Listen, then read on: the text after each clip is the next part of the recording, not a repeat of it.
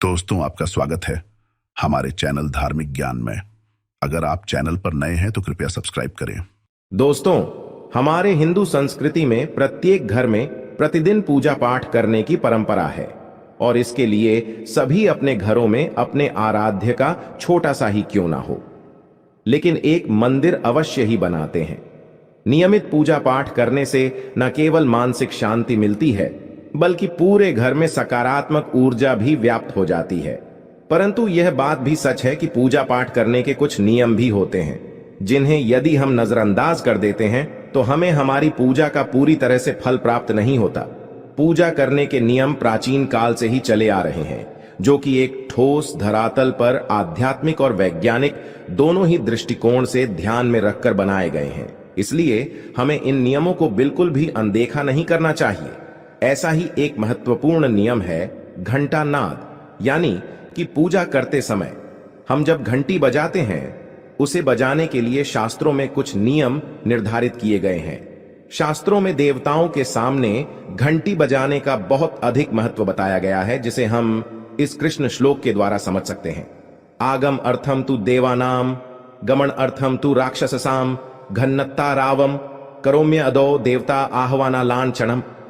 इसका अर्थ है कि घंटी बजाने से देवताओं का आगमन और राक्षसों का गुमान होता है, और जो घंटियां राक्षसों से हमारी रक्षा करती है उसे हमारा नमन है। तो चलिए दोस्तों, जान लेते हैं कि पूजा करते समय जब हम घंटी बजाते हैं तो उसके पीछे क्या कारण है, घंटी को बजाने के क्या नियम है, और पूजा के वक्त घंटी बजाते समय होने वाली गलतियां कौन सी है जो हमें भूल कर भी नहीं करनी चाहिए। दोस्तों, क्या आपने कभी अपने घर के मंदिर में रखी हुई घंटी को ध्यान से देखा है? अगर आप ध्यान से देखेंगे तो आपको घंटी के ऊपरी हिस्से पर, यानी जहां से हम इसे पकड़ते हैं, उस पर गरुड़ बना हुआ दिखाई देता है। अंततः घर पर जो हम घंटी इस्तेमाल करते हैं उसे गरुड़ घंटी कहा जाता है। पूजा करते समय गरुड़ घंटी का उपयोग भगवान को आमंत्रित करने अर्थात भगवान का आवाहन करने के लिए किया जाता है, जिससे एक सुंदर ध्वनि से भगवान का आवाहन करने का आभास होता है। जब हम विधि विधान से पूजा करते हैं तो उसमें घंटी का उपयोग अवश्य रूप से करते हैं। पूजा संपन्न होने पर आरती करते समय विशेष रूप से घंटा नाद होना चाहिए, नहीं तो हमारी पूजा आदि अधूरी मानी जाती है। परंतु हम में से अधिकांश लोग इसे मात्र एक सामान्य प्रक्रिया मानते हैं और पूजा करते समय घंटी बजाना भूल जाते हैं। तो आइए जानते हैं उन नियमों के बारे में। मतलब आज की वीडियो पूरी तरह से आपके प्रश्नों पर आधारित है, जिनका उत्तर मैं आपको शास्त्रों के अनुसार देने का पूरा प्रयास करूंगा। तो वीडियो को पूरा जरूर देखें, और अगर आपको आज की वीडियो अच्छी लगे तो इसे लाइक जरूर कीजिए। जय मां लक्ष्मी आपके इस वीडियो को जो भी लाइक और चैनल को सब्सक्राइब करें उसके जीवन में कभी भी धन की कमी ना होने देना। दोस्तों, हमारे प्राचीन शास्त्र की मान्यता है कि सृष्टि के निर्माण के समय सबसे पहले जो बड़ी सी ध्वनि निकली थी वह घंटी की आवाज के समान सुनाई दी थी।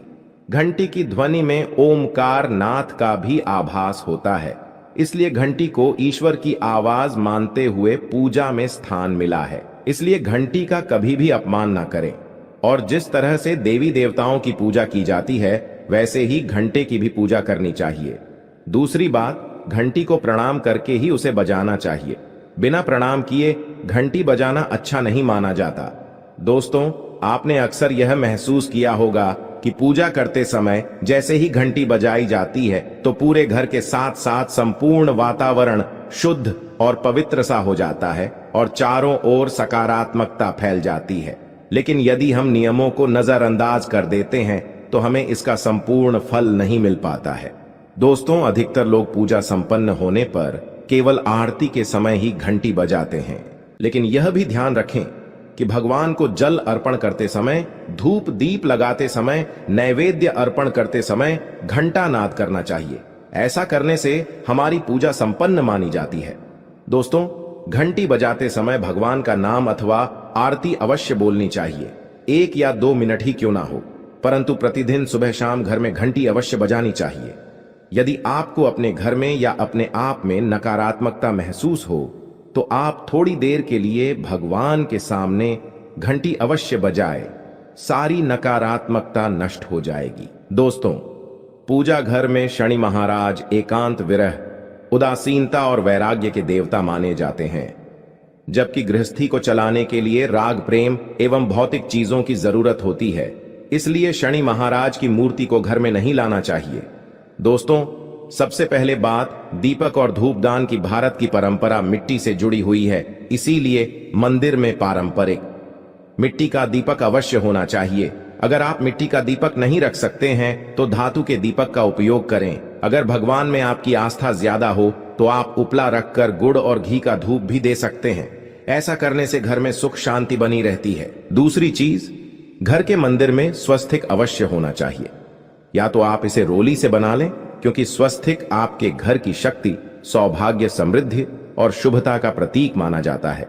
यही मुख्य कारण है कि कोई भी शुभ कार्य करने से पहले स्वस्तिक का चिन्ह अवश्य बनाया जाता है। तीसरी चीज है कलश। भगवान श्री कृष्ण कहते हैं, कलश सुख और समृद्धि का प्रतीक है। अपने मंदिर में रोली कुमकुम से स्वस्तिक बनाकर उस पर मंगल कलश अवश्य रखें। ऐसा करने से घर में सदैव समृद्धि बनी रहती है और ऐश्वर्य की प्राप्ति होती है। चौथी चीज, बहुत ही कम लोग जानते हैं कि शंख की उत्पत्ति समुद्र से निकले 14 रत्नों के साथ हुई थी। इसी कारण से शंख मां लक्ष्मी को अत्यंत प्रिय है। शंख की ध्वनि से सकारात्मक ऊर्जा का भी संचार होता है, इसीलिए मंदिर में शंख अवश्य होना चाहिए। शंख के घर में उपस्थिति से मां लक्ष्मी भी प्रसन्न होती है और उस घर में कभी भी धन की कमी महसूस नहीं होती। पांचवी चीज, मंदिर में आपने घंटी अवश्य देखी होगी, क्योंकि घंटी को शुभ माना जाता है। इसीलिए जब जब घर के मंदिर में घंटी की आवाज होती है, वहां का वातावरण शुद्ध और पवित्र बनता है। जिस घर में पूजा के दौरान घंटी बजाई जाती है, उस घर के आसपास की सभी नकारात्मक शक्तियां दूर हो जाती हैं और साथ ही सुख समृद्धि के द्वार खुलने लगते हैं। तो यह हैं वे वस्तुएं जिन्हें घर के मंदिर में जरूर रखनी चाहिए। आइए अब जान लेते हैं कि घर के मंदिर में कौन सी चीजें कभी नहीं रखनी चाहिए। सबसे पहली चीज, गणेश जी की मूर्ति। घर में कभी भी गणेश जी की मूर्ति 3 अथवा 5 ऐसी विषम संख्या में ना रखें। अपने मंदिर में गणेश जी की केवल 2 मूर्तियां रखें, इसे शुभ माना जाता है। अगर आप अपने मंगल की कामना करते हैं तो गणेश जी की मूर्ति मुख्य द्वार पर अंदर की तरफ मुख करके लगा ले। कई लोग ये गलती करते हैं कि मुख्य द्वार पर गणेश जी की मूर्ति बाहर की ओर मुख करके लगा देते हैं, जिससे उन्हें काफी नुकसान का सामना करना पड़ता है। अगर आप चाहे तो मुख्य द्वार के दोनों ओर लगा दें या फिर मुख्य द्वार के अंदर की ओर लगाइए, लेकिन बाहर की ओर कभी भी नहीं लगानी चाहिए। दूसरी चीज, टूटे हुए चावल। अपने मंदिर में कभी भी टूटे हुए चावल ना रखें। इसके साथ ही पुराने चढ़ाए हुए चावल अधिक समय तक ना रखें। यह नकारात्मक ऊर्जा फैलाते हैं। यह बात भी ध्यान रहे कि आप मंदिर में रखने वाले चावलों का इस्तेमाल हल्दी में भिगोकर ही करें, इससे अधिक शुभ परिणाम मिलेंगे। पूर्वजों की तस्वीरें। इसके साथ ही अगर आपके घर के मंदिर में पूर्वजों की तस्वीरें रखी हुई हैं तो उन्हें तत्काल बाहर निकाल दें। यह आपके परिवार के लिए काफी अशुभ है। धर्म ग्रंथों के अनुसार पूर्वज पूजनीय है, लेकिन वह देवताओं के बराबर नहीं है। इसलिए अपने पूजा घर में कभी भी मृत परिजनों की तस्वीरें ना रखें। ये आपके लिए अशुभ संकेत है। इसके परिणाम भी काफी घातक हो सकते हैं और मंदिर का वातावरण भी नकारात्मक हो सकता है। इसके अलावा अगर आप किसी साधु संत को मानते हैं तो उनकी तस्वीर भी घर की किसी दीवार पर लगाएं। उसे पूजा घर में भूल से भी ना रखें। यह घर के वातावरण को नकारात्मक बनाता है। इसके साथ ही महाकाली, काल भैरव की मूर्तियां भी पूजा घर में नहीं रखनी चाहिए।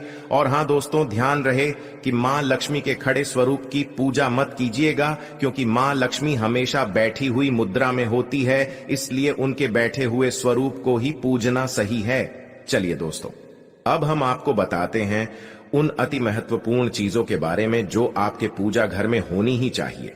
धर्म ग्रंथों में इन चीजों को अत्यधिक पवित्र और खुशहाली के साथ साथ समृद्धि का प्रतीक माना गया है। ये चीजें आपको खुशियों की चौखट पर खड़ा करती है, इसलिए ये आपके मंदिर में होनी ही चाहिए। गंगा जल की पवित्रता के बारे में तो आप जानते ही होंगे। मां गंगा जो हर किसी के पापों को धुल देती है, लोगों को शांति देती है। अगर आप भी अपने जीवन में सुख और शांति कायम रखना चाहते हैं तो घर के मंदिर में गंगा जल होना ही चाहिए।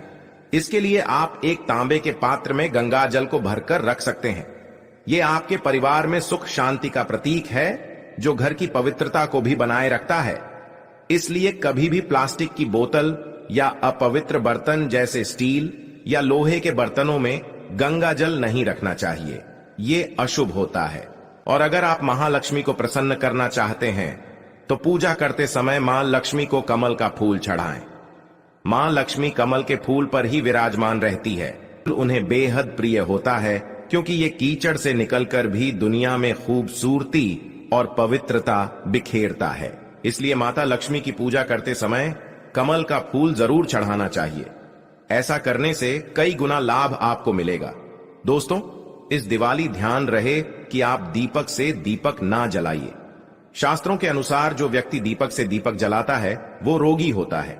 ऐसा करने से रोग भी परिवार में पनपते हैं। इसलिए कभी भी दीपक से दीपक नहीं जलाना चाहिए।